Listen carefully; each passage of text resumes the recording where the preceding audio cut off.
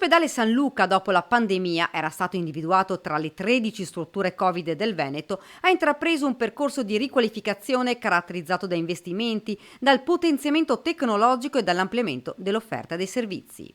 Con questa inaugurazione di questo nuovo reparto riabilitativo con degenze e palestra va proprio nella direzione del potenziamento di questo presidio, ma soprattutto nell'investimento continuo che come Regione stiamo facendo su tutti i nostri ospedali. Il nuovo reparto riabilitativo, dotato di ambulatori, studi medici e spazi per i colloqui con i familiari, è stato collocato al secondo piano in una superficie complessiva di 1461 metri quadri.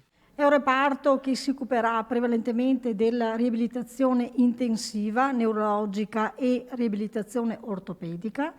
È composto di 46 posti letto e il valore aggiunto comunque è che è dotato di 5 palestre. Non solo, al piano terra è stata collocata a disposizione del reparto di riabilitazione l'area piscine ed altre palestre dedicate soprattutto all'utenza esterna. Il nuovo reparto, dove sono previste nuove assunzioni, sarà attivo a metà dicembre. Oltre al fisiatra e fisioterapista, ci sarà anche l'assistente sociale e lo psicologo e ovviamente anche gli infermieri. In relazione agli infermieri va detto che stiamo assumendo, e questo è un altro motivo di orgoglio, infermieri da noi formati con le università di Padova e di Ferrara.